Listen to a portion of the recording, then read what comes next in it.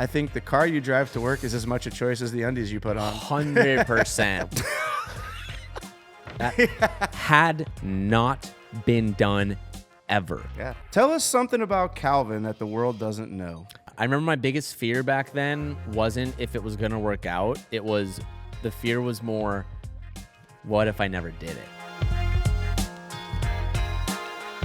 Welcome to the Full Throttle Podcast, where we talk cars, chaos, and questionable life choices made at 100 miles an hour. I'm your host, Mickey Andrade, professional wrench spinner, serial Skyline car project addict, and the guy who made a career out of bad decisions. Whether it's builds gone wrong, track day fails, or behind-the-scenes beef in the car world, we're going to tackle it all. So buckle up, it's about to get rowdy. All right, folks, well, today's guest is someone you guys are probably pretty familiar with. He's an automotive YouTube staple, a car culture icon, and probably the only man who can say, "It's not a phase, Mom," while dealing a wide-body Supra. He's the founder of Hunt & Co., StreetHunter Designs, president of the Keep Moving Forward movement, and the reason half the car scene suddenly thought they needed a Rocket Bunny kit and air suspension. You've seen him tackle RX-7s, Supras, Lambos, Ferraris, and somehow still miss shift after owning a car for 5 years. The man, the myth, the guy whose cold starts have caused at least 3 HOA meetings, Mr. TJ Hunt. That was a fire introduction. That was good. Welcome to the show, my longtime friend. Dude, it's good to be here. I was excited to come here today. Yeah, this is something long time coming, and I'm excited to finally be doing this, and to have you as our first guest is super special to me, and I know Evan, Rick, and the rest of the boys around the building as well. So. Yeah, it's super dope. When you told me you guys were doing this, I'm super excited about it. And one thing that I don't know how many people like listening to the podcast, or how much people really know in general, like, I've known you guys like pretty much from the beginning, like very, very, very beginning. Don't worry, we're gonna get into that. Like so it's like coming here is like I feel like I like grew up here, like in this area, like this is where everything started, and I pretty much like went to college and like moved out, and I'm in my own like dorm room, and I'm like coming home for the summer. So coming here feels I don't know, home away from home. It really is. I love it here. Well, let's give the people what they want. Let's get right into this. I've got a bunch of questions that I want to ask you, educate our audience about your background. Okay. And also just throw some sizzlers in there and keep people on their toes. Yeah, sauce me a sizzler or two. Here we go. I'm going to sauce it up. Okay. I'm going to glaze you up, baby. All right, TJ, be honest. Did you help Throttle blow up because you saw the potential in the brand? Or were you just tired of carrying the San Diego car scene on your back for a few years? Did I help? Did you need help, or did you help us get big because you wanted the help, or did you help us get big because you just liked us? I think, okay, so the answer's, I feel like a little bit of both. So the introduction to Throttle, can I talk about all that? Absolutely. Okay, so the introduction. It's your show, baby. Let's go. It's my show for the next 2 hours. Yes. Okay, so to give a little context here, I don't know. I've been doing YouTube for maybe 4.5 years, maybe 5 years. I'm doing it now for like 12 years. So let's call it like I was very, very new. I was like, This was like 2016. Yeah, so I was like, I was 21. Yep. You had just become drinking age. I remember having beers with you. Yeah, so I had my own shop. We were doing our own thing, and somehow we had, either it was like Danny Courtney or someone got us connected, and you guys approached me, and Throttle at this point was looking for investors, and the Throttle at that point wasn't at all what it is today. It was a classifieds, not like a forum, but it was a website that got forums, listing, Craigslist. To Craigslist. scrape the forums to find used cars. Yeah, they like got from all different platforms and put it into one. And they were like, we had a Zoom call and we went over stuff, and they're like, "What do you think?" And I was like, "Yeah, I like the direction, but like I think if we change, like if this was changed and this was changed." I don't remember what the exact dialogue was, but I was maybe like, it's cool, but I'd be more comfortable like if certain things have progressed and things were farther along. And then it was really early. Yeah, and I don't know, like maybe 6 months, 8 months later, I don't know the time frame it was. We got linked together, revisited our conversation, and all I remember is like what I wanted to like see differently, or directions change, or different like prospects was done. And then I was like, yeah, I want to get on board. I invested. I don't know if I should say the dollar amount, but like, Nah, you don't have to say that. It was sizable, but it wasn't really sizable. Like, but it was like at the time I was like, oh God. Yeah. Well, to you, it was a big investment, and to us, it was a huge investment into our idea and our brand, and to what we were trying to build. Yeah. So it meant, in today's numbers, it probably is an insignificant amount, but then it was very significant. Yeah, for sure. It allowed us to essentially get this business off the ground between you and a few other people. Yeah, and like my role was like, there's monetary investment, but also to kind of help guide and steer the ship towards like how to run a YouTube channel, how to like get things started, integrate. And then you guys moved into like the one spare room I had, and it was literally like a 5x5 cubicle, and like everyone worked out of it. So it was wild. It was crazy. And then it was fun times. It was, man. I look back on it. And so like from that point forward, I helped Throttle like get their YouTube started and integrated Throttle as much as I physically could where it fit like organically, which I absolutely think it gave Throttle a set of legs and grew. But absolutely, that can only go so far. You can only like just giving gas to a car is going to make it run. There's so many other components. Yep. So I think like I helped fuel a fire to get them on the map and help steer them, and was like, I don't know if I would post it like that, post it like this. You definitely were the reason why we got into the YouTube space and became social media influencers ourselves, where we were just trying to start a business, and you were sort of like, I was like, you have to do this. You guys need to become influencers, become influential in your space. That way you can sell the business. Yeah. So like I got into it because one, I was like, I know I can absolutely help them. I believe in what they're doing. I think there's a market for it. And then I was like, and get monetary return, like, because I believe I wouldn't have invested if I didn't think it was going to get a return. Sure. So I mean, all those things kind of got me to be interested, and then. Yeah, dude. So many different business things change. Like I remember Throttle did so many different directs, so many times. You have to, and that's the thing when you do a startup, you have to pivot and be willing to make sacrifices and changes to make the business stay relevant and make sense. Yeah, so. I mean, if you don't fail, you're not going to learn. So there was a lot of. Well, we failed a bunch. There was a lot of failures, but we also won a lot too. 100%. I mean, yeah. Well, let's get into a little bit of your background, Tej. Obviously, if you're watching this podcast, you probably have a little bit of insight into TJ and into Throttle as well. But real talk, Tej, how'd you go from filming in your driveway to building an empire? And how do you keep people from getting bored of you on you're always on? And I know that's very challenging because we do a similar thing, but your channel is way different than Throttle's, where it's more about your lifestyle and what you do on a daily basis or a weekly basis. So it's got to be quite difficult. So when I first started, how did I get from like a garage to like where I am now? Yeah, I mean, I remember watching the videos of you and Calvin rolling around on your concrete floor doing exhaust systems and wheels and tires. So when that was going on, the intention was to never take it this far. Like, I see. Never did, like, because you got to like rewind the clock to 12, 13 years ago on YouTube. When someone looked at a quote unquote YouTuber, you would like look at them and cringe, and it was like kind of like awkward. And you're like, really? You make videos on the internet? Like, it was like, I felt like a fool to a lot of people. Well, that was very early. Yes, but like like if we rewind the clock, like that was everyone's, not judgment, but that was everyone's like, impression was like weird. Unless you were like massive and you were like, it was kind of weird. You weren't taken seriously, so to speak. Yeah. So when I first started, it wasn't really about that. It was just like, I just started making money. Like I started filming stuff for fun. Like I went through like this like breakup, and I watched all these other like YouTubers like couple vlog channels. So like I was.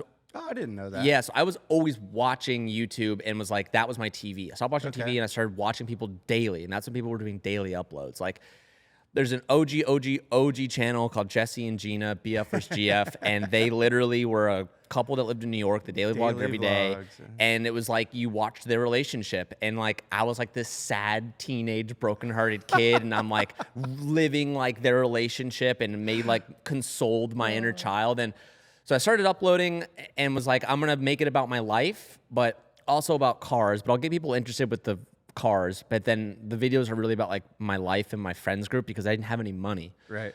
So I just started uploading and got a lot of shit, like posted shit on forums, posted stuff on Facebook, and just like got made fun of, got teased, got like bullied, all that type of stuff. And then it eventually started to kind of pick up to where I remember when I was like going into college, I was making like $7-8 grand a month. Dang. like in college, that's while in great, college, man. and I was tripping out. Yeah. And I remember like screenshotting like my AdSense like paycheck every month. Like, dude, this will never happen again. This will be such a crazy story to You're tell. saving it. Yeah, like, and then fast forward to like one of the years in college, I was maybe making like 10, 12, 13 grand a month, more than what I would have when I finished my degree and I was working. Oh, that's crazy, man. And then I went on summer break. And when I went on summer break, I was like, screw it, I'm going to daily upload I'm like doing this. everyone else did. And then that money like doubled. Then I went back to school and like couldn't keep it up. So I took a semester off, went even harder. And let's just say like started making like 20, 22 grand a month. And I was like, I ain't Double going down. back. Yeah. And then like, it was like, okay, like let's continue building. You can always fall back on that career. So that was the thing. I had another YouTuber friend that was in the fitness world, and he very similar to me, but in the fitness world. And I remember calling him and talking about it. He was like, dude, one thing that I like, and he had already like kind of made it. Sure. And he was like, you can always go back. Yeah. You can always go back to school, always finish it out. You might lose all your credits and stuff, but like there's always another plan. Yeah, sure. So I just went for it and then just started saving and spent every dollar I had. There wasn't too much of like a net savings. It was all just like I had to keep. I believe there's you had like to keep investing. keep investing to get like enough credit to like actually like get a lease on a building and all that type of stuff. And then that kind of just snowfalls step by step there was never really a finish line. And even today, I don't really know if there is. Probably not. It's hard, right? Because it's world is a uncharted strange territory. place, Like yeah. I was developing a path before like I even knew there was anything there. I've got a question to tackle that coming up. Okay. So the second side of that question is how do you stay relevant? Because it is so difficult, especially in your particular genre of YouTube where it's so much about you versus our side of YouTube, which is more about car builds. And so when I go home at night, no one cares what I have for dinner. But for you do vlog that stuff once in a while. Yeah. So here's what I'll say. Tacos When and I milk. when I was younger, I filmed every second of every day. Yeah.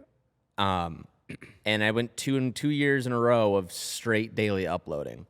Oh my God. And when I was that age, I don't know if I just had more energy or I needed more outside fulfillment from things that weren't myself. Like I got my value, not from inside, but I got my value based on the attention from everybody. Right. And that pushed me so hard to an unhealthy degree. And as I've gotten older, I'm now 30 now. Yep.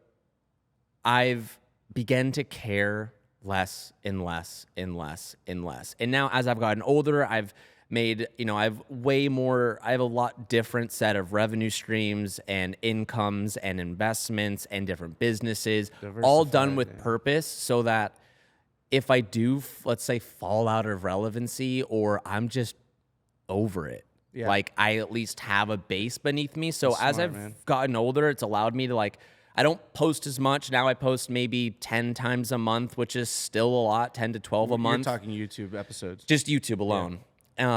But it's much higher scale now. It's harder to keep up the daily stuff. And also the way that content is digested today doesn't necessarily line up with daily. So, you have to be able to adjust and scale. But the biggest thing obviously like every creator cares about staying relevant, but the level of like personal entertainment and stuff, I've just like start to care more about family, start to care about more time with Sabrina, start to care about more of the time where I'm not thinking about. I think as you age, that's a very normal and natural thing. For sure. Your parents are aging. Yeah. Your relationship is aging. Yeah. Your dogs are aging. Yeah. Everything. Everything. And it starts to go faster. Yeah. And life things where like people, people pass or people get sick and you go through your own personal just shit. Yep. And it took me a long time to understand what I was feeling and understand why I didn't have a drive to do it every day. And I'm like, took a lot of inner work to figure that out. So how do you stay relevant today? I mean, right now, all I focus on is I want to do stuff that I think is really cool, whether people like it or not, or they think, the builds we're doing are too expensive. I want you to do cheaper stuff. I'm like, I'm not excited about guys I've been doing.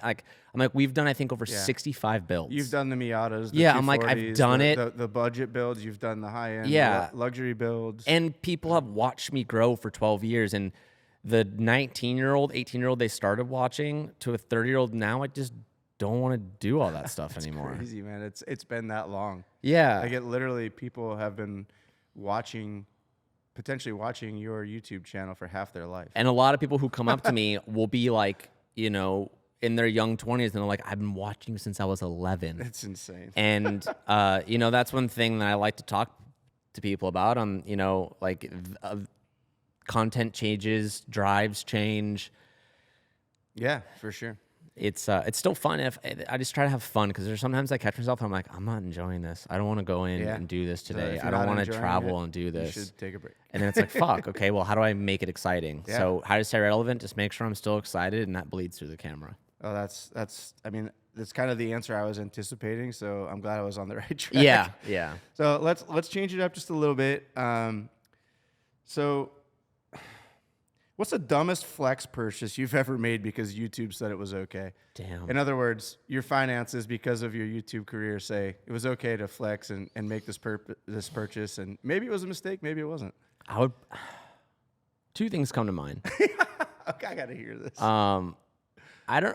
This one I feel like is justified, but it kind of like fits what you're saying. Probably my R34. Okay. I'm close to. You think that was a flex? Oh yeah, it was, because you bought a car that was essentially a Motor X car, which had been here for years and years and years. It was Seidel's original car. In TJ fashion, you couldn't wait. Yeah. You had to have it now. I wanted it now. So you paid for it. You got it. And so that was definitely. I mean, it was more like just. I mean, certainly applicable to the question. On Throtl Podcast, and I'll talk about it with you, and I bet you could absolutely back what I'm saying. I'm about $500,000 into that car. Yeah, I buy it. And when I look into it, I'm like, damn. And that's cash. That's not finance. Will you ever get those finances back out of that car? Not a chance, probably. Maybe. So I've been offered more. Maybe. Yeah.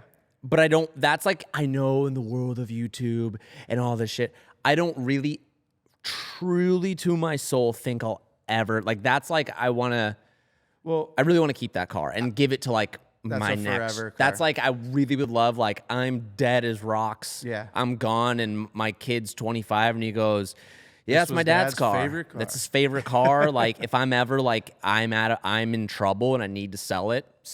Well, I'm excited to hear that a Skyline is your favorite car out of all the cars you've ever built. It is, and I'm sure we'll talk about Skylines, and I want to talk Skylines with you at one point. And actually, I don't have many Skyline questions in here. Okay. So I'm glad you went there, because I'll be honest, that wasn't one of the things I thought was going to be a flex. I thought it was going to be maybe not a car. Maybe it was a house purchase or some extravagant gift, or like, I don't know. Like, I mean, I've made a lot of dumbass purchases. We all have. I mean, my RX-7, I would think the white one we did. Okay.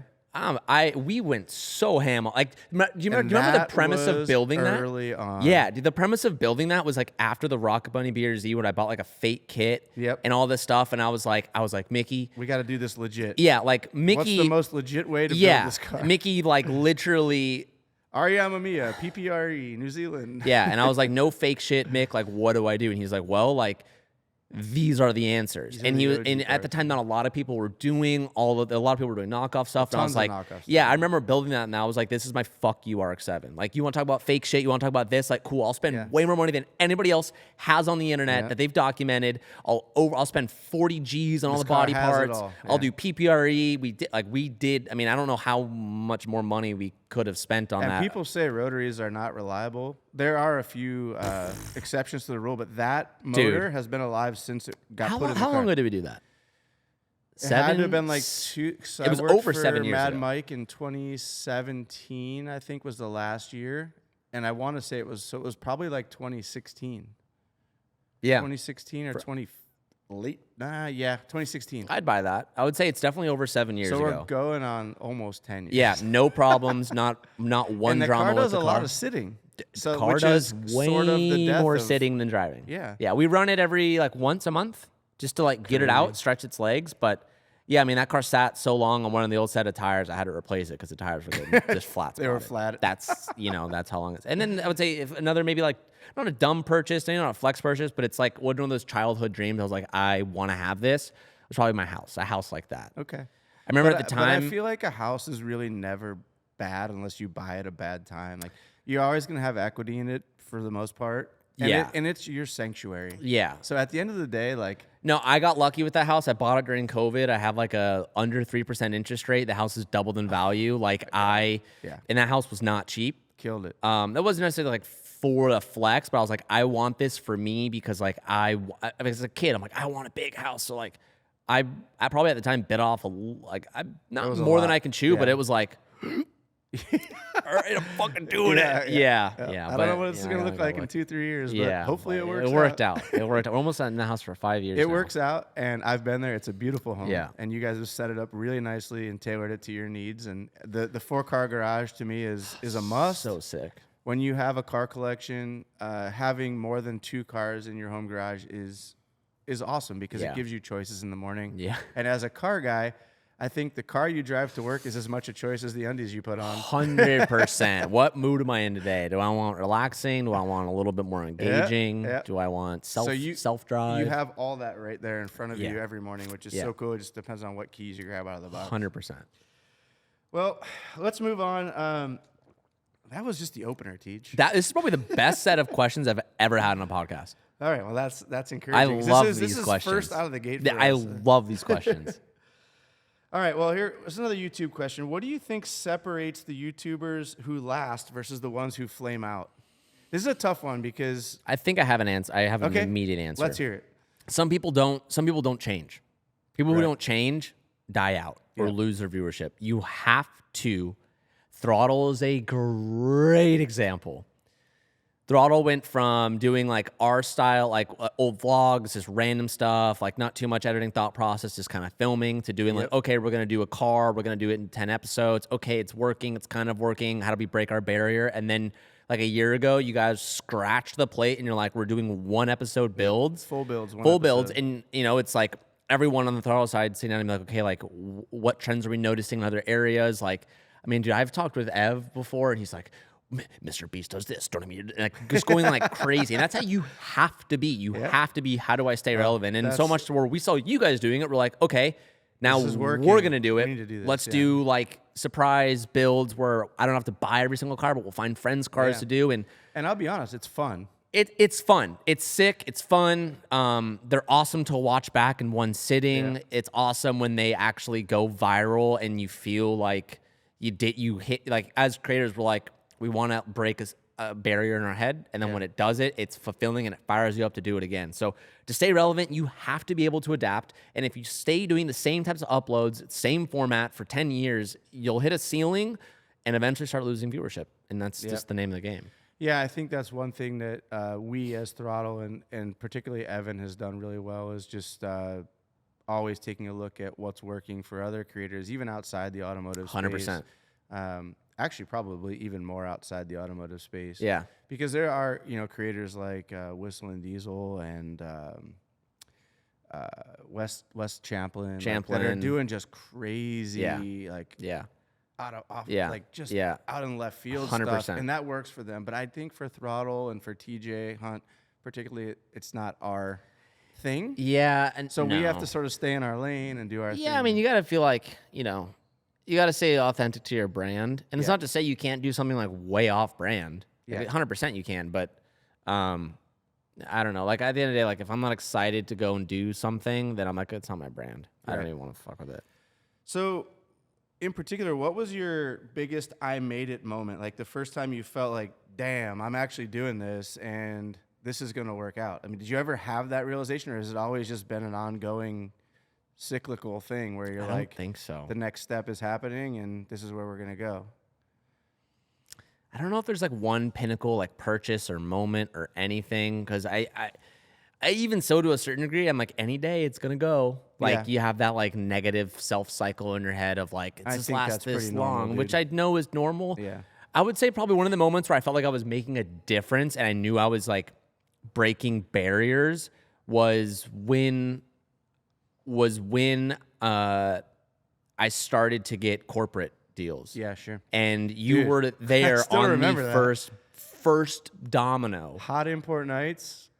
I think I brought RJ DeVera over to meet you because what you were doing was special. Yeah. And RJ, I think just because of his background in corporate automotive, and then also he was kind of an anomaly back then where he was kind of already an influencer, but he didn't know he was an influencer. A different generation of influencer. Because they were doing magazine ads back then. He was featured in Fast and Furious as an extra. Yeah. So he had sort of this influencer motif, so to speak, but he didn't. I don't think he knew about it. And then when he met you, I think he looked back and was like, "Oh shit! Oh, this is like me in a this is different a younger lifetime." version of me with different media outlets. Yeah. And that is cool. Valid. And the fact that you've been able to sort of take that relationship with what was RJ and now is McGuire/3M and turn it into what it is for you, and then spin that off and do it over and over again with other big brands.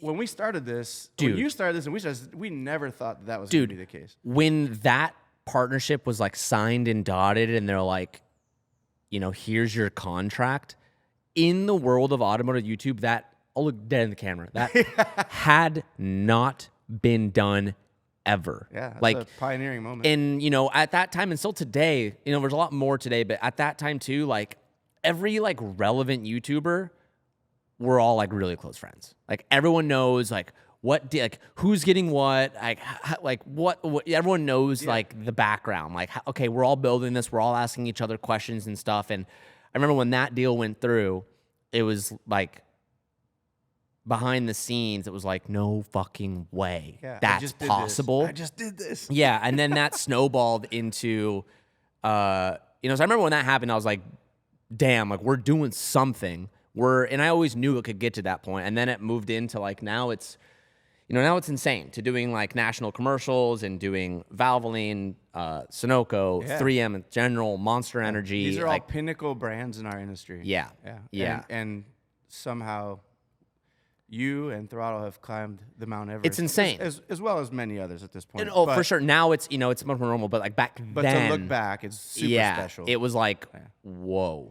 Who would have thought? Who would have thought? Who would have thought? And I actually just was reading an article the other day that I think there's 60 or 70 billion dollars a year now spent with almost a 39% increase of 2024 to 2025 of marketing budget being pulled out of commercials and print media going into influencers. Yeah, 60 to 70 billion dollars a year where they're now paying influencers rather than putting out the product. Man. Yeah, and like, you know, I always knew back then it could get there. Like when I was going to SEMA trying to get sponsors like 10 years ago, I was like, this is the wave. I know it is, which is why I was so passionate about staying that route. And, you know, now it's here.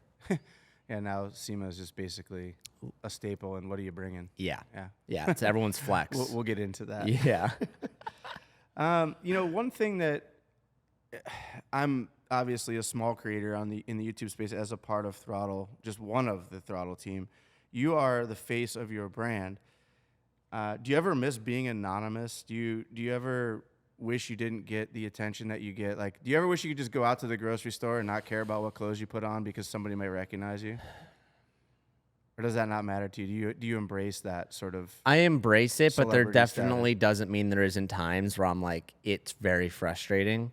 Or awkward, maybe. Awkward. I mean, it's only awkward when like if you're like in like, you know, from like the scenarios of like I'm sitting down dinner with my family and like someone freaks out and like makes a scene, you know, like whatever. But like it's more like when it crosses a boundary of people following me home, people like sending stuff to me or waiting outside my gate, or we've had people like walk down the property line at night to like, you know, just weird shit. Where that's kind of creepy, man. I didn't know that happened. It's not kind of creepy. It's like way across the line, but their intentions are pure. They get so excited, but they forget that like, you know, I'm no one special. Right. Well, but like, you know, you know what I mean? Like to them. Yes, but like we're all humans, and you know. Yeah, we all put our socks on the same way. Yeah. I get it. And sometimes, you know, especially with like this privacy of Sabrina and all these things, that's where I get frustrated, where I feel bad that that's a burden on her and her safety. Yep. Yeah, it's sort of collateral damage. For sure. Because of what you've created. But, you know, I think I love the people in your life have been with you. I mean, everybody that I know that's in your life has been with you for a long time, if not your entirety of your YouTube career. For sure. So I'm sure they understand. Yeah, they do. And but like I still get that it burdens you to have to think that you're burdening them. Yeah, but I dude, I mean, it sounds crazy to say, but probably at least 5 times a day, no matter where I go, I always run into someone, whether it's on the road or at the gas station or wherever. And I love that. I think it's so cool. And, seeing their excitement is awesome. Yeah. It's just sometimes there are certain times where it crosses a line.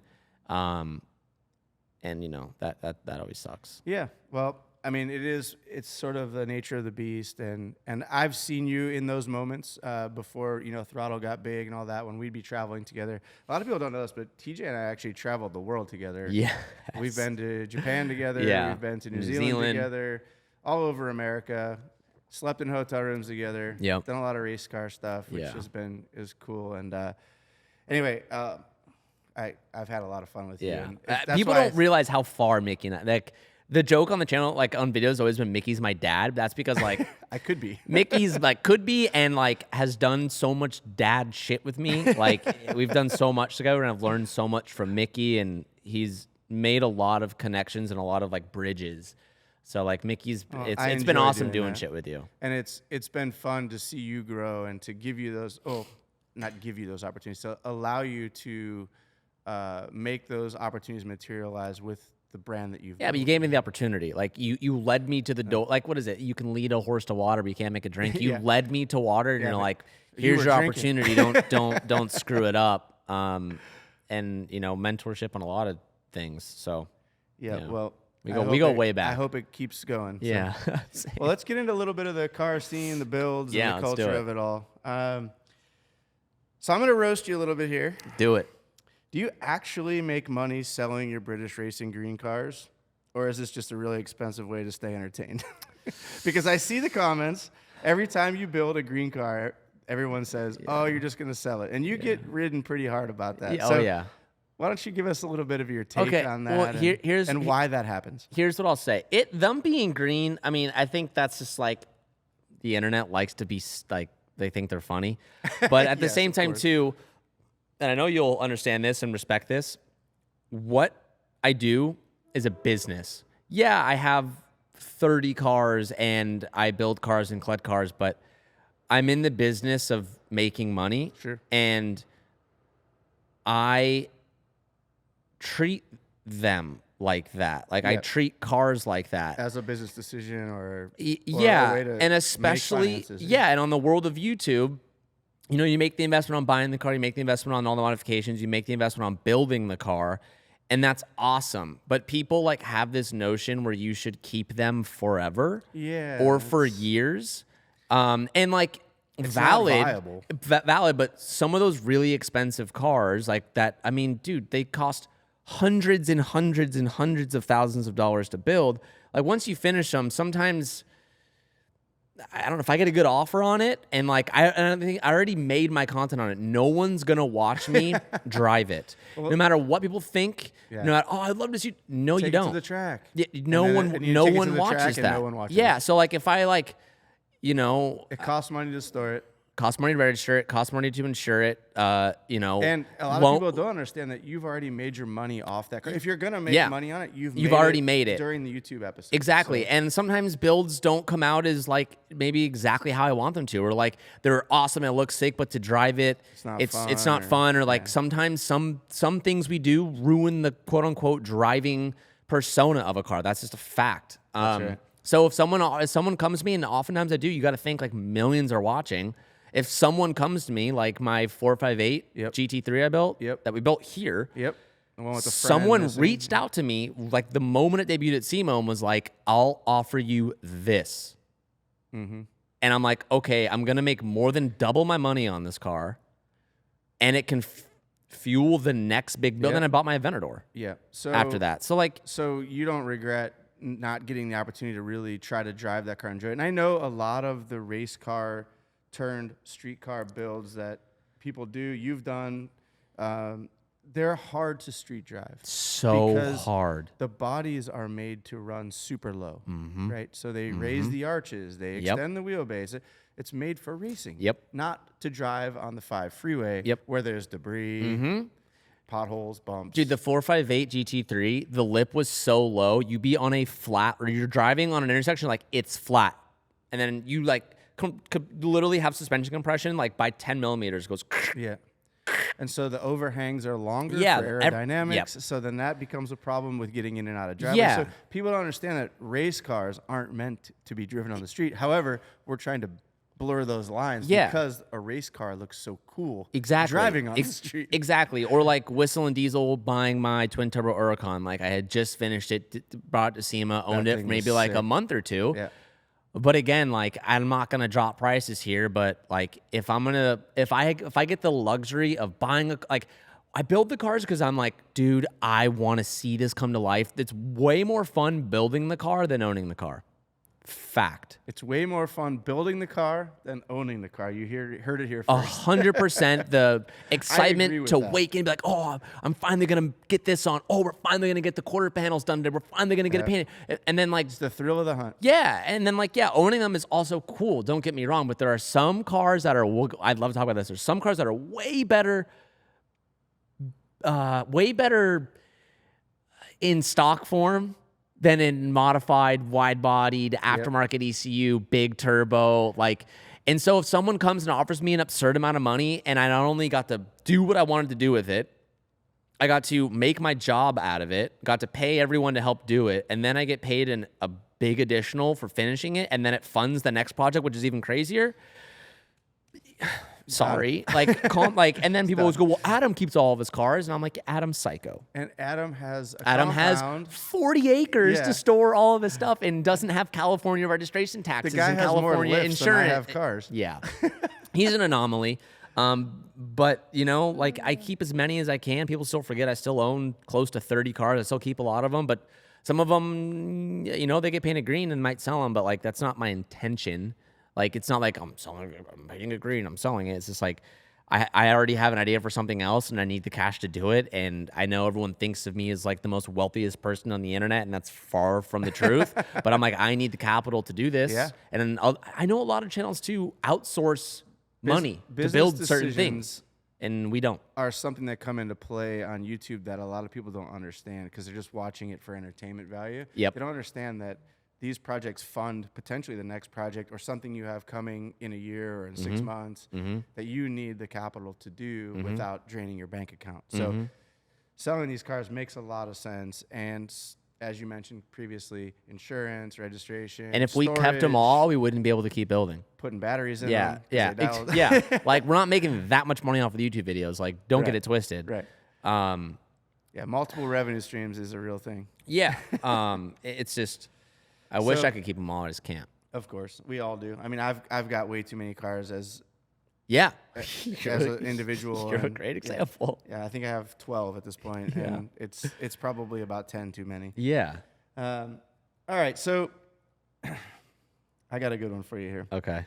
What's the most painfully embarrassing mod that you ever did that you thought was hard or awesome or like this is the next big thing, but you look back now and you're like, man, what was I thinking?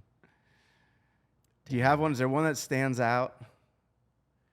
Or is it basically just, I was a young car kid and didn't know any better? I mean, I look back at, like, I feel like it's such an easy answer and, like, makes it not exciting. My original BRZ. Okay. When I go back and look at all of, like, the sticker mods I had, I, like, got, like, you know, I was still, like, new into YouTube and didn't know anything about anything. Yeah. And, like, I added mud flaps to my BRZ, you know, that's like, it was common, but like, I look back and I'm like, that's so whack. You just nailed the question. but I also like, on this BRZ, I would get like stickers that like, I got like a Speed Society sticker. I saw the video. I was doing research for this, which I shouldn't have had to do because I know you so well. But I did do a little bit of research, and I saw that video. You actually made a video, how to apply a vinyl sticker, and it was a Speed Society sticker. Yep. I'm like, oh. I look back. This is what YouTube was? Dude, I mean, 15 years ago? 4-minute video. It was like, it's a video in the bank, baby. It wasn't about the monitor. It was about getting stuff. I mean, dude, like. I saw you pick up your first set of wheels for your Subaru, and I saw the stickers you had on your car then too. Hideous. So you were trying to do it, like to you at the time, that was big move. So sick, dude. Yeah. I was like, dude, this means business. Yeah. People are gonna see this and be like, damn. And to me, man, like it took me a long time to learn the things I know about cars. You sort of had an accelerated pathway to what you know now versus what you knew 10 years ago. Yeah. because of the people you surrounded yourself with. And I think that's very smart and very bright of you. Yeah. Well, there's also a lot of things too where I'm like, I want to do this. You've immersed yourself in it completely. Yeah. Oh, it's consumed my life. I mean, it is our life. But there's been so many things I've done that I have friends that are like, dude, that is so whack. And I'm like, really? And they're like, yeah, like that's whack. Sometimes like I feel like I don't even do what I want to do because I do what my friends tell me. Right. And like I think we've all gone. I mean, not everyone's. Well, there's that, car mods that I think that like wheels are one thing that like your buddy gets a set of wheels, you think it looks sick, so you get a set, and then your buddy gets a set, and then it turns into this thing where like it's almost like clothing. Like you go out with your friends to the club, right, and you guys start to sort of look like one another because you're like, I want to be cool like my friends. Yeah. Yeah.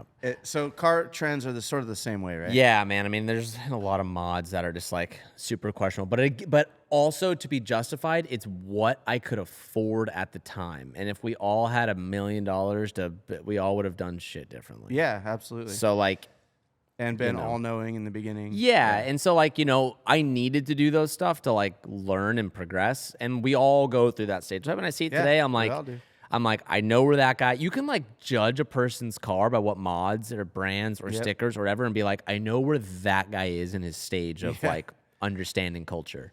Man, yeah, I'd be the pot calling the kettle black. I shaved taillights on the back of a Honda Civic back in 1999. Yeah, so I get it. No reverse lights was cool back then. I guess. So, all right, well, let's carry on.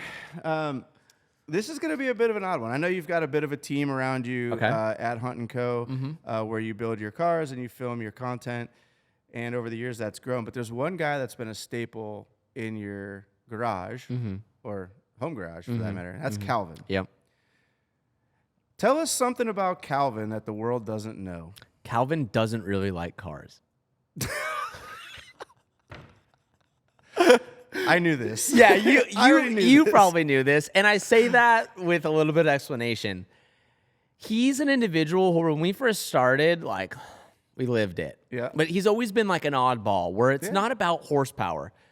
He doesn't care. I mean, the first livery on his car. Yep. It's always been about like aesthetic and cool, and he always loved Japanese culture and this and that. And like, don't get me wrong, like Calvin likes cars, but does it consume him like it consumes myself and others at the shop?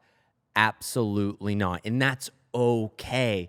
He's still like, we still love what we do. We hang out like we're best friends still. We get to screw around with cars and make a living out of it. Yeah. But he doesn't go home and is like, oh yeah, I'm gonna work on this, or like I'm gonna bring in my other car. I'm gonna buy a couple other cars. He's like, nope. Like he leaves the shop and he has his own interests and his own, Yeah, he's literally punching in and punching out. Yeah, and like that's totally cool. Yeah. Well, that's his persona. It always has been. It's always he's always so it's been not like like that. It's a new thing. Yeah, it's not. But maybe people, maybe you don't. I don't know. That's just like one thing that no one would really know. Yeah. That's a good one. But if you ever see him in person, you ask him that, he'll be like, yeah, like I like cars, but like they're not my life anymore. Like they're not. Yeah. They're not. I'm not 18, and like it's all I can think about. But me, I'm still 18.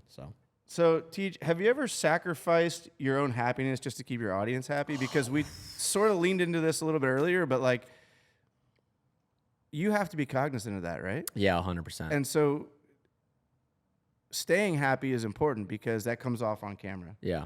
But do you ever feel like there's been a time where you've just 100%. tried to appease the audience and 100%. you're like, man, why am I doing this? Yeah. Is there any instance or like an example? Or I don't know if I could be like yes? a certain time frame, this and that, but I think throughout the years there have been lulls where I find myself being like, I need to do this. I need to do this, or I need to do a build like this, or I need to continue daily uploading because, that's what people want, or that's what's going to keep the channel going, or things like that. And it took me a lot of self work with myself to understand that my validation was coming from the outside world, not the inside world. And when I was doing that, everything was for the people, not for me, which eventually led to issues. Yeah, sure. Of course it would. Yeah, so it's difficult. So it took me, I went and did some work and really took some time off and tried to learn a little bit more about myself and understand where those, where I was quote unquote getting my happiness from. Yep. And then today, like, I would say, no, it's not for the people. And it's more about, okay, like what gets me excited. And it's hard to find things to get me excited. Yeah. And whether or not people are in for it or not, I'm like, either leave or stay. Yeah. I've been here for 12 years. I'm not going anywhere. I'm doing this. You're like, it's not about paycheck to paycheck anymore. I'm just like, it's what I want to do. So that's a good segue into the next question, which, do you feel like TJ Hunt is a character, or do you feel like you are you 100% of the time?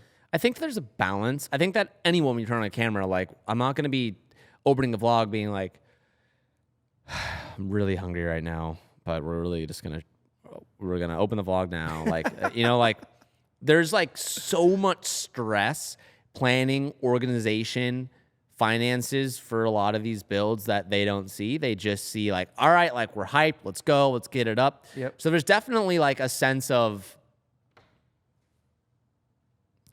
showmanship, character. Sure, like I think you're there's on some stage. charisma that you have to put For out sure. there for I mean, people to latch on. 100%. Otherwise, if you just sit there and talk monotone and you don't get excited about anything, which I fall victim to a lot because I'm not a very excitable person. Yeah. And I've been around for a long time, so I've seen a lot of things. So it's hard for me to get excited and put on this front for the camera, but you have to, because if you're not, you're boring. Yeah. And so I feel like I've gone through kind of like a loaded question, but it is. But I mean, like, I feel like I've been 100% authentic throughout my whole entire, even like career, doing all the daily vlogging and stuff. Like, was I that like silly and goofy and all that stuff? I would say, yeah. Like, we just kind of rolled the camera and like tried to have fun, and all that stuff is, it's that's one thing. Is like, I feel like I'm very authentic with my feelings, thoughts, the way I actually operate and function, and talking about like, here's what I'm struggling with. Like, here's like, I talk a lot at the end of the camera about just shit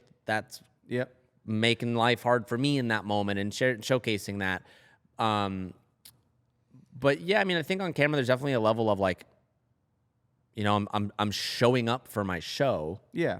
But not to a degree where I'm like, you catch me on the side of the street, when you I'm go gonna be out like, in public, you don't have to like be like, oh, here comes a fan. I need to turn on this different persona. I mean, or in that instance, I mean, I'm definitely like turn on in the sense of like, I'm gonna be approachable and not a stale asshole.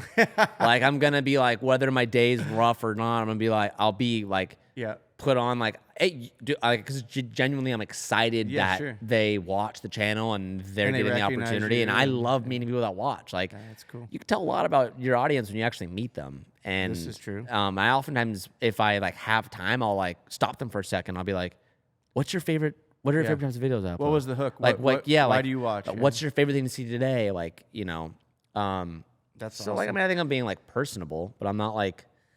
That's what I love about going to SEMA and going to larger car shows and stuff, is the approachability that you have there, because you turn up there and you're going to have conversations with people that are fans of your channel or fans of your work, and you don't have to be outside of your element. Yeah. I think it's much easier. Yeah, you feel at home there. At least I do. In that convention, I feel very at home. 100%.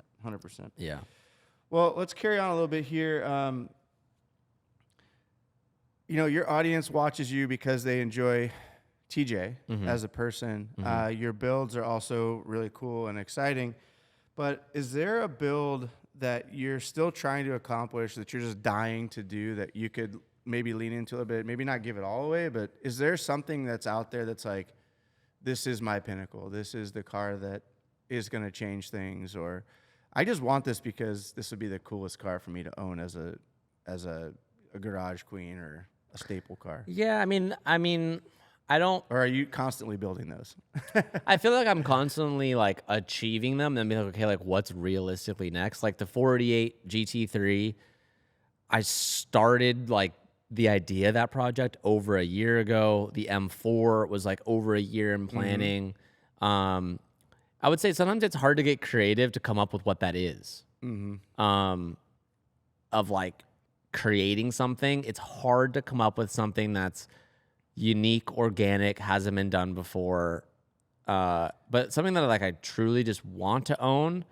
It's like kind of like the basic like hypercars that like I could go out and get, but I'd have to sell a lot of shit to get it. Are we talking like Bugatti, Pagani Huayra, those type of that level? Not of car, that, I mean, like more like 918 okay. P1. So yeah, okay. Had the opportunity to get a LaFerrari a couple years ago, and I wish I would have done it because they've doubled in price. Dude, that would have been a wicked investment. Yeah, like stuff like that, or like you know you got to wait for one of them to get crashed, and then you have the opportunity to buy it, but then take the gamble if you can actually fix it and have it not make you go broke. Right.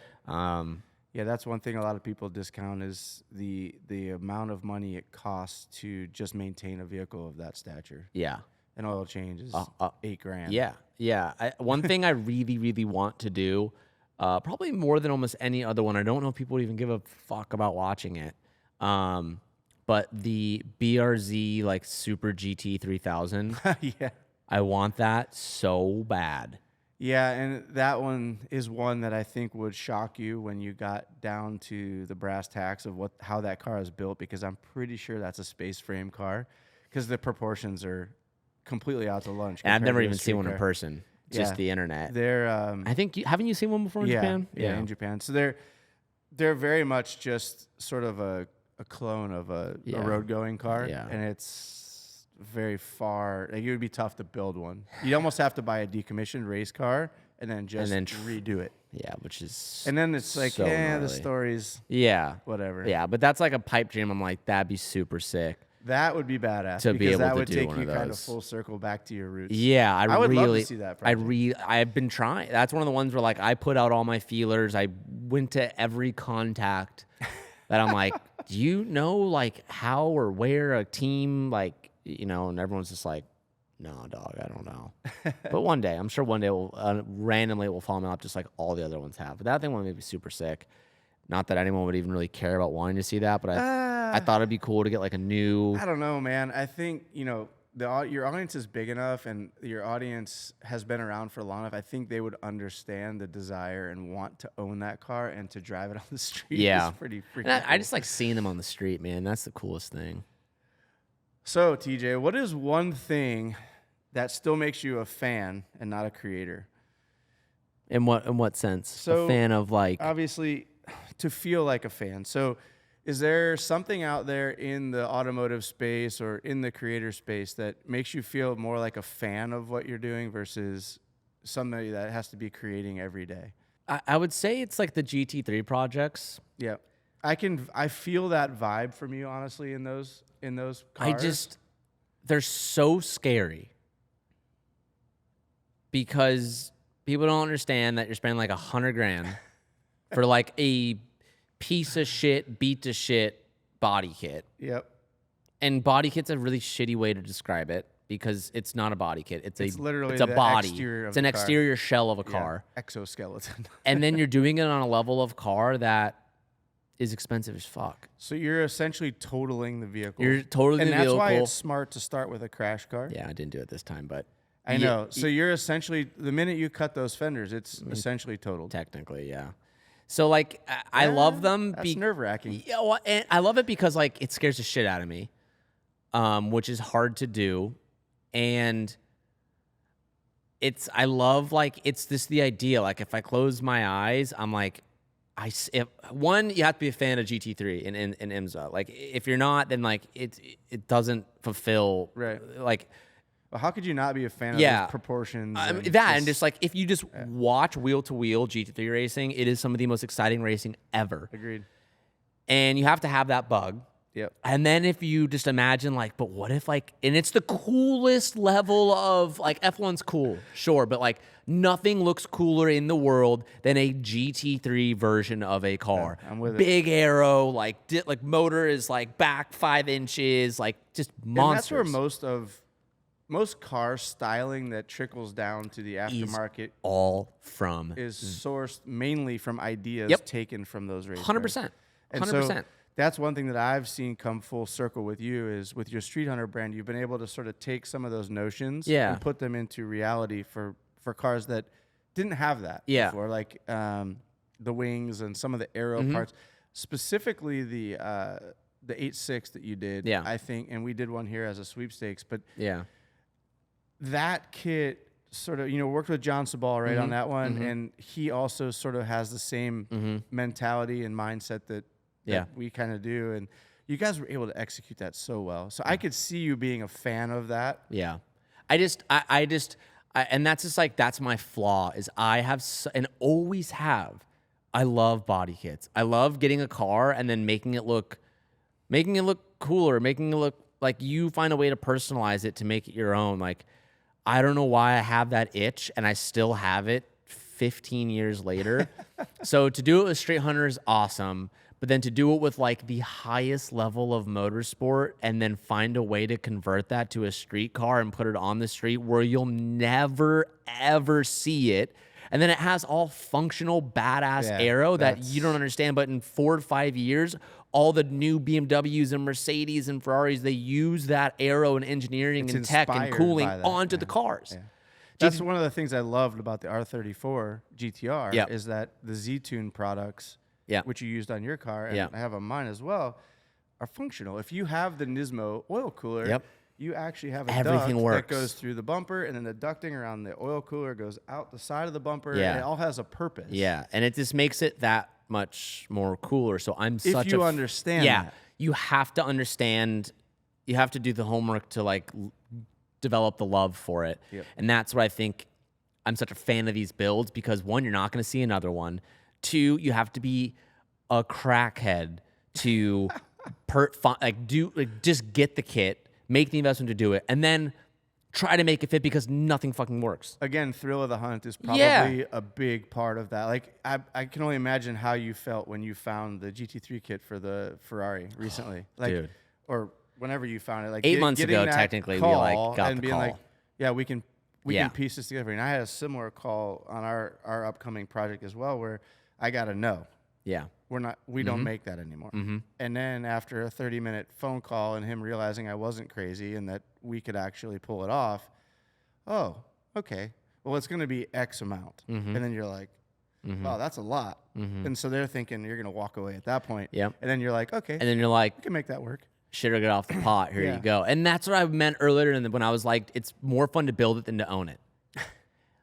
Being like, I don't know how we're gonna do this. Oh fuck, we're gonna do it. Shit. It's a level of scariness. Yeah, that like we've been doing this so long, it's hard to get that. Similar to how when you bought your house. Yeah, yeah. It's like if it doesn't scare you, you're not. Why are you doing? You're not doing enough. So like, I'm a fan of those builds. People a lot of times don't get it, or they go, "Oh, you're doing another one." Well, it's like, yeah, dog, that's what I like. Like, it's what I truly love. Like. Eat it. I don't care. So this question and your answer in our discussion actually frames up the next question perfectly. Is, do wide bodies nowadays suck because they don't have those styling cues? I mean, obviously you started your own business to remedy this problem because you felt like there was a need in the market. Yeah. Yeah. Well, I originally started StreetHunter because I was waiting for Rocket Bunny 8 months to get my shit. Yeah. Like, that sucks, which is why knockoffs started coming around. It's the major problem with Japanese, in particular, production, because typically 8 to 12 weeks for anything is a normal wait time. And us Americans don't like to wait for anything. Yeah, and that's not, and that's to make it. That's not even to ship it over. That's not even to ship it. So, and of course, you can air freight it and have it here in 4 days, but you're going to pay 4 or 5 figures to get it done. Yeah, so it's it came out of as all businesses do. It came out of a necessity. I was like, we're gonna fix this hole. And then just having just the love for body kits and stuff all kind of started. But do wide bodies suck today? I don't think they had the same allure that they did 10 years ago, for sure. Yeah. Back then, if a Rocket Bunny Beer Z was at a Cars and Coffee, you're like, no way! Like, it was so uncommon, might not be the right word, but it was so like. Yeah, it was unique. It was more unique. Yeah. And now they're everywhere, which is awesome and cool, but there's also a million more brands out there. So it's hard to, and like StreetHunter, yes, we make wide bodies, but most of our business and revenue doesn't come from wide bodies. It comes from add-ons, accessories, lips, diffusers, spoilers. I think that's pretty normal. For sure. And designing components for your kits that can stand alone by themselves is super important. I think a lot of companies miss that. They build this whole encompassing package of a kit, whereas you were smart where you could do wide body, you could do narrow body, but you could run the wing on either one, you could run the front bumper. Dude, the Supra wing, the Mark V wing, We made a V1 and now we have a V2, but in total of both those wings, we've sold thousands. Oh my gosh. Thousands. And I remember just on the wing. I remember when you conceptualized that wing, because it was very much based off of Came off of two things. Can you guess? TRD and RX-7. Yeah, right. the 99 spec wing and the TRD wing sort of combined. That's literally what I gave to John. You probably never told me that, but I see it. Yep. I said, John, these two wings would meld them together. In my mind, I'm like, you can melt this together on the Supra and it would fit so well. And it did, and now you're dealing with knockoffs. Oh and my copies God, the knockoffs. I see them all the time. Yeah. Oh God, everywhere. A lot of times we'll see them, and we'll be like rolling on vlogs, and be like, oh, and we'll go and look at it, and be like, no, it's a knockoff. But that has to feel good. I mean, that's the biggest form of flattery, right? Yeah. I mean, it does for sure. It hits your pocketbook. Yeah, but you understand both sides. Like, back in the day when when I would buy knockoff parts, like, and get heat for it, like, it's kind of like a full circle moment. Like, I get it, but I also understand that, like, sometimes people don't want to spend $1,000 or $1,500 for a wing. And like, I can't knock people for that. I wish we could get our prices down, but all of our stuff is done in the USA, and we can't beat Mexico and it's molds. Available right now.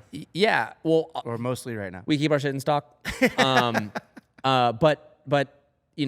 a lot of the ones you see, they're just junk. Yep. They're junk, They don't man. fit good. They don't fit good. The wavy. dimensions are whack, and all of our customers who actually purchase the right thing, like, they're mint. They're awesome. Yeah, and they fit right on the car. But it definitely is a form of flattery. Like, that wing is the #1 aftermarket wing for a Supra, and Toyota actually uses pictures of our wing on Supras at their big conventions. We have photos of them doing like big presentations in halls. And there's literally like 3 Supras like in a parking lot that they use with like Toyota branding, and it has a StreetHunter wing on the back. And they're showcasing your product. Yeah, they have no affiliation with us, but it's there. And I'm like, damn, we made an impact. So it feels good. That's awesome, dude. You've come a long way, man. So beyond cars and YouTube, what does TJ want to be remembered for? I think just showing people that you can do it. Yeah. Take the leap. Take the leap. If you're passionate about it and you love it, do it. Yeah, I remember my biggest fear back then wasn't if it was going to work out. The fear was more, what if I never did it? Yeah, it's a good fear to have. Like, in the sense of, I'll live my whole life never knowing what would have happened. And that scared me more than trying and falling on my face. That's what I mean. Wow. Yeah, because you can always get up and dust yourself 100%. off from a failure. 100%. But if you didn't try, you never know. Yeah, and what people don't realize is, failures might cost you a lot of money, this and that, but they're the most valuable thing in life. Because how many times can I tell you don't touch the stove, it's hot. Don't touch the stove, it's hot. But until you do it and fuck yourself up, then you won't do it again. Yep. And truly, no matter how many times I tell anybody anything, or if I could have gone back and told myself, what not to do, I still would have done it. And getting that failure out of the way, you'll learn so freaking much by learning from it.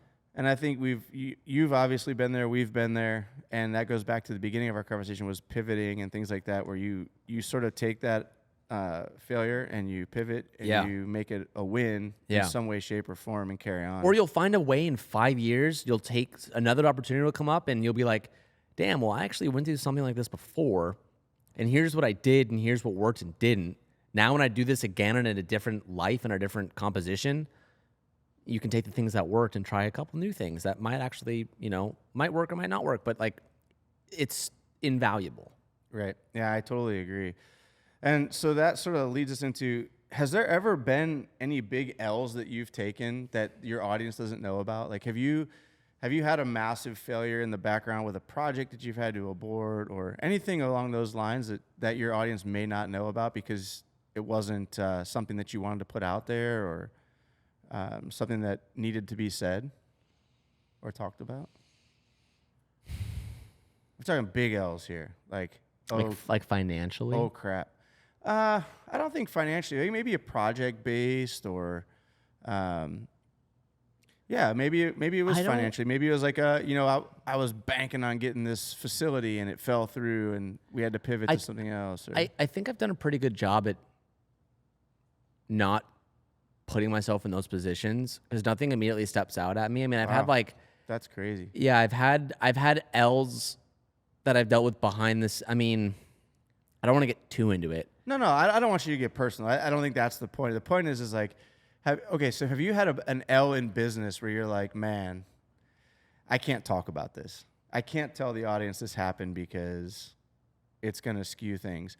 I know from your past and working with you that you're fairly transparent. Yeah, well, and your YouTube channel is successful because of that transparency. I think the only thing would have been like the TJ Hunt Exposed days. Oh, I don't even want to say his name. yeah, we're not going there. But We should go there, but we're not going to. I mean, this is what I'll say is, I got accused of a lot of bullshit. Yeah, I remember this. I was getting rained on and just getting shit on.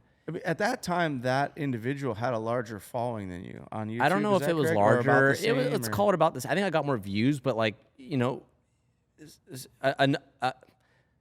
they were both up there. Yeah, Let's just say that. So that was an L, but I would say it doesn't. Well, it was an L because it impacted me for years. Yeah. Do you still deal with that today? Not really. Okay. No. So it's pretty much swept under the rug. Yeah, I would in say your so. past. Or I think that started the mantra, or that started the ball rolling for quote unquote having haters. Yeah. Because they years ago heard some story that I stole some business and did some shady shit, and now they look at me differently, and maybe they still do today, or that's why they don't like me, or that's what gave them the inclination from a buddy they heard. Yeah, but I think that gave you the opportunity to set the record straight too. Well, I never talked about it. I never said. I did my one video saying like, you know, this is what happened. Kind of this is what happened. And I'm gonna leave it at that. And you know, my biggest answer to everyone was like, where am I today? Yeah, if I was wrong, how did I get here? Yes. Yeah.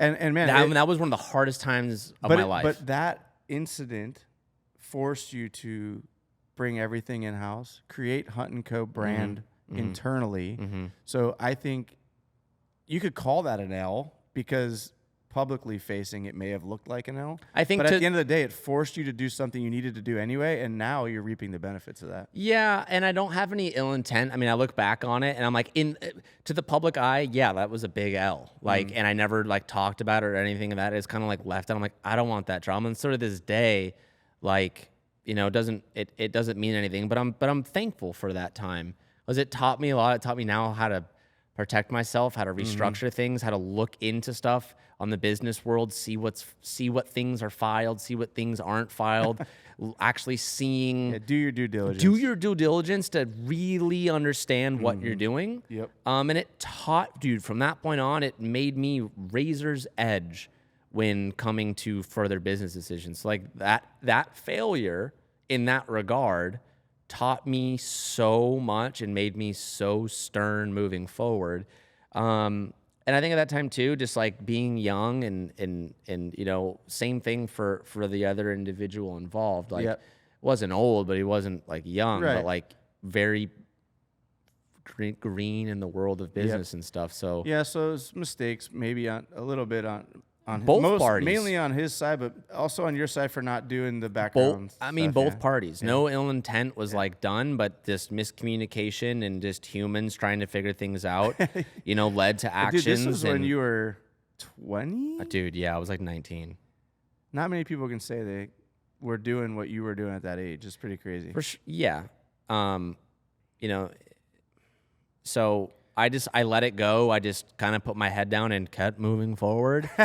And is that where that came from? No, it was around before then, right? Yeah, it was. And I learned from it. And I'm still here today, and I'm doing better than ever. One thing you do well is you read and react pretty well. I think that goes back to your sports days. You know, it exactly. So it was what it was, and it was a really hard time in my life, and mentally just getting bullied for years.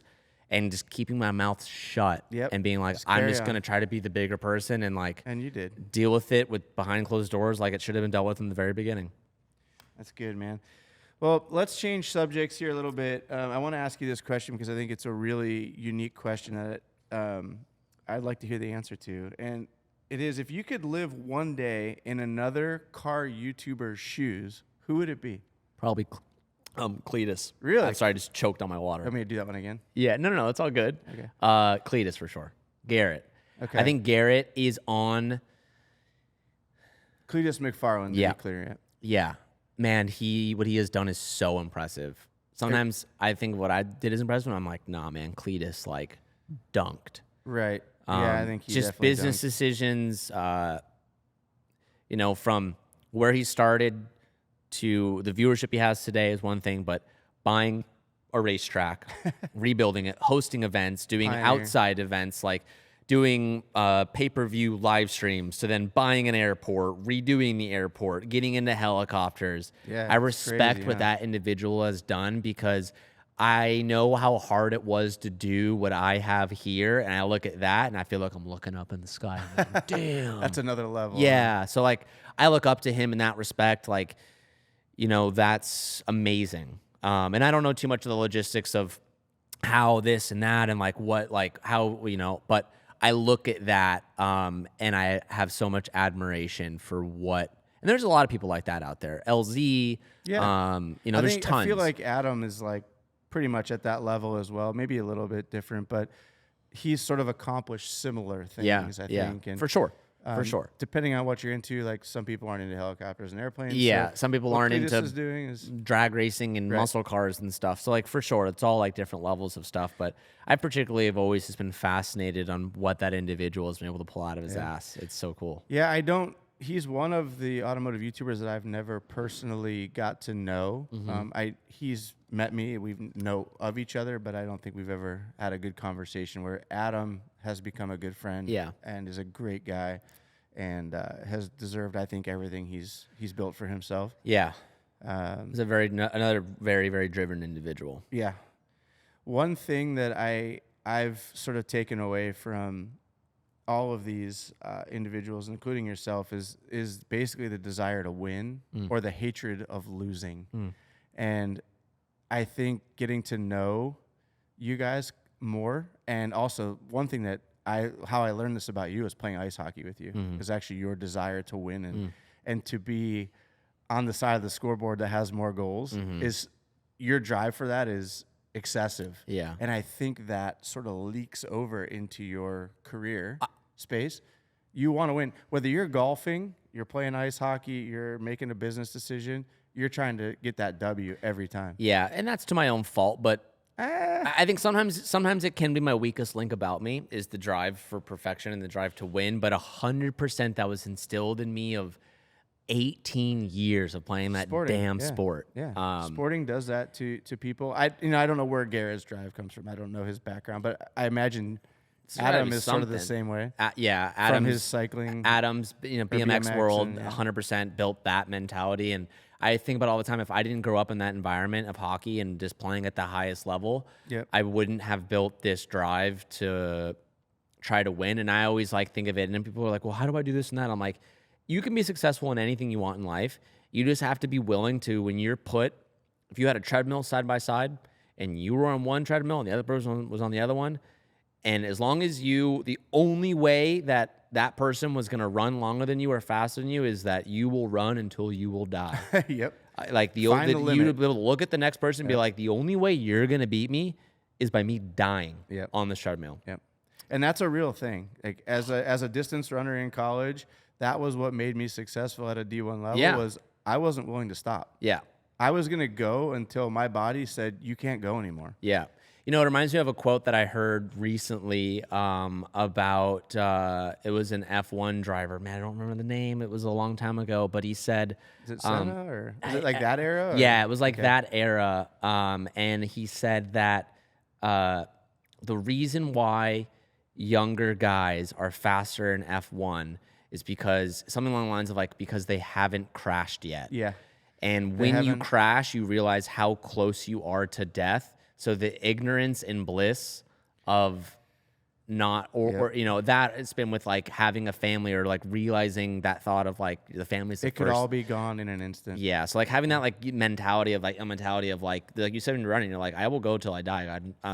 I don't know what I have to lose yet because I haven't almost lost it. You haven't almost lost it. Yeah, which I think was maybe back down too a lot more as I got older. I've been like, oh, okay, as you get older, that happens. Maybe I'm not chasing all the views as much as I used to, or I'm not going as crazy because I want to enjoy.